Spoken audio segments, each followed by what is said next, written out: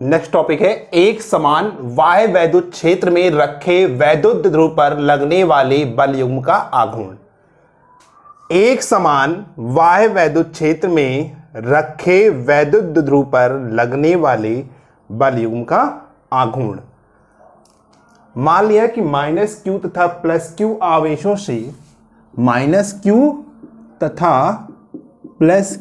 आवेशों से एक वैद्युत ध्रुव बना है जिसका वैद्युत ध्रुव आघूर्ण क्या है, P बराबर 2QL। ये इसके वैद्युत ध्रुव का आघूर्ण है, जहां 2L क्या है, दोनों आवेशों माइनस क्यू व प्लस क्यू के बीच की दूरी है। तो 2L क्या है, माइनस क्यू व प्लस क्यू आवेशों के बीच की दूरी है। तो मानिए कि ये जो वैद्युत ध्रुव है वो एक समान वैद्युत क्षेत्र E में स्थित है।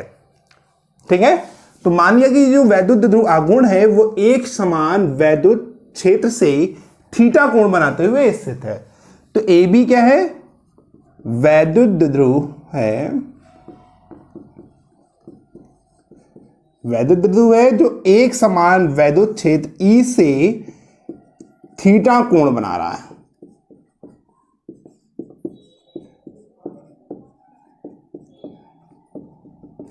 AB क्या है, एक वैद्युत ध्रुव है जो एक समान वैद्युत क्षेत्र E से थीटा कोण बना रहा है। तो A पर कौन सा आवेश है, माइनस क्यू आवेश है।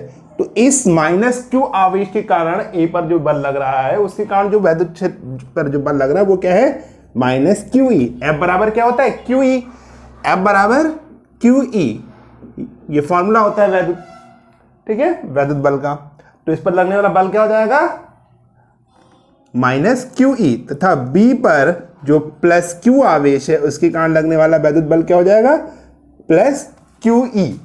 तो हमने यहां पर क्या देखा कि जो वैद्युत क्षेत्र E है, ठीक है, उस पर ये जो बल कार्य कर रहे हैं, एक धन आवेश के कारण प्लस क्यू ई बल लग रहा है और ऋण आवेश के कारण क्या लग रहा है, माइनस क्यू ई बल लग रहा है। तो ये जो बल है ये वैद्युत क्षेत्र E के विपरीत, एक तो वैद्युत क्षेत्र के विपरीत है, तो जो माइनस क्यू आवेश है देखिए उस पर जो वैद्युत क्षेत्र लग रहा है वो विपरीत दिशा में है वैद्युत क्षेत्र के, और एक जो प्लस क्यू आवेश के कारण लगा है वो वैद्युत क्षेत्र की दिशा में वो बल लग रहा है।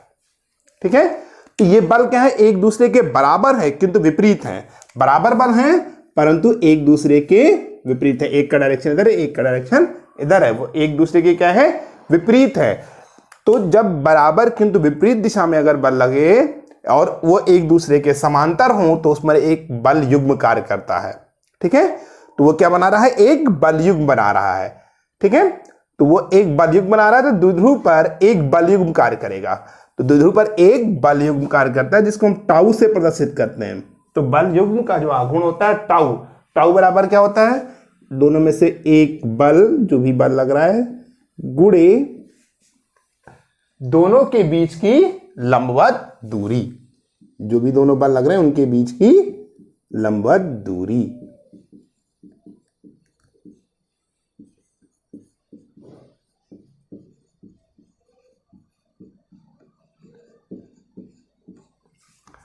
तो टाउ बराबर क्या होगा, एक बल गुणे दोनों के बीच की लंबवत दूरी। तो यहां पर हमने देखा कि ये जो बल हैं वो वैद्युत क्षेत्र E के विपरीत परंतु बराबर कार्य कर रहे हैं। एक जो है वो वैद्युत क्षेत्र के अंदिश कार्य कर रहा है, दूसरा बल उसके विपरीत कार्य कर रहा है। तो ये बल क्या हो गए, परस्पर बराबर, विपरीत और क्या हो गए, एक दूसरे के समांतर हो गए। तो ये क्या बनाएंगे, एक बलयुग्म बनाएंगे। तो ये क्या हो गया, एक बलयुग्म बना रहा है। तो ये द्विध्रुव पर एक बलयुग्म कार्य करेगा जिसको हम टाउ से प्रदर्शित करते हैं। तो टाउ बराबर क्या हो जाएगा, दोनों में से एक बल गुणे दोनों के बीच की लंबवत दूरी।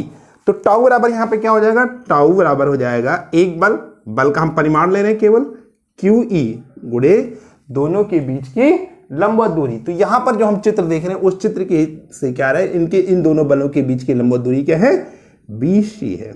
इसको इक्वेशन नंबर 1 मान ले रहे हैं। आप लोग इसका स्क्रीनशॉट ले लीजिए, लेना चाहें तो।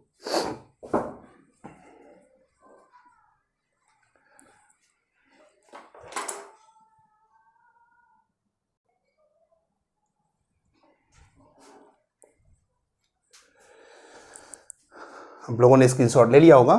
तो यहां पर हम क्या देख रहे हैं, जो माइनस क्यू ई जो बल लग रहा है, ठीक है, उसकी जो माइनस क्यू ई जो बल लग रहा है उसकी कार्य रेखा को हम पीछे की ओर बढ़ाते हैं। तो ये इस दिशा में लग रहा है, इसको हमने पीछे की ओर बढ़ाया और बी से इस पर हमने एक लंब डाल दिया, बी से एक लंब डाल दिया।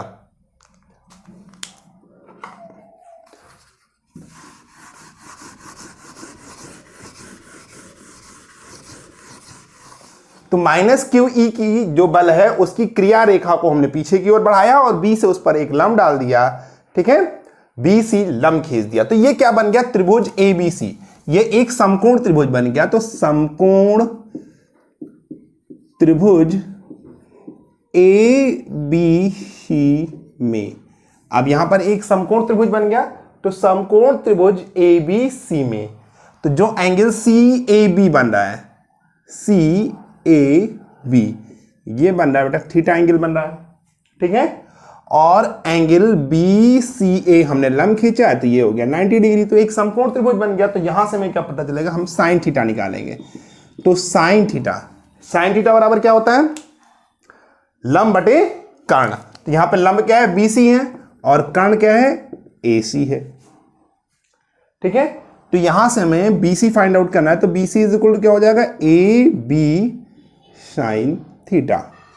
तो ए बी क्या है, डाइपोल है, तो डाइपोल की लंबाई क्या है, 2l है। तो हम ए बी की जगह पे यहां पे क्या लिख सकते हैं, 2l साइन थीटा। इसको हम मान ले रहे हैं समीकरण नंबर 2।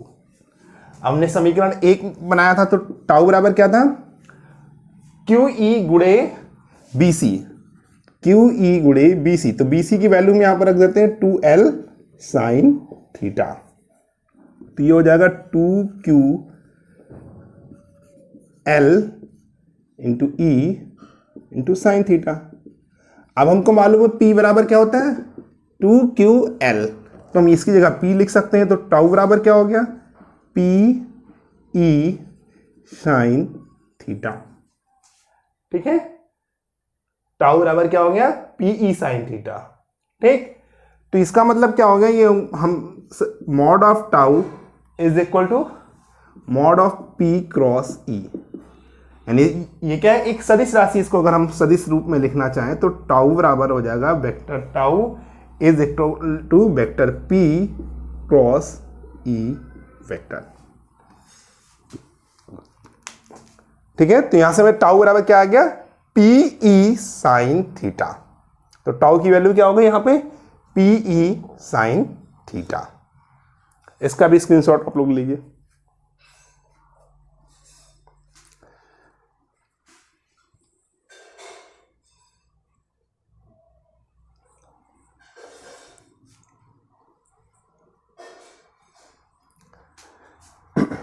तो आप लोगों ने इसका स्क्रीनशॉट ले लिया। हाँ?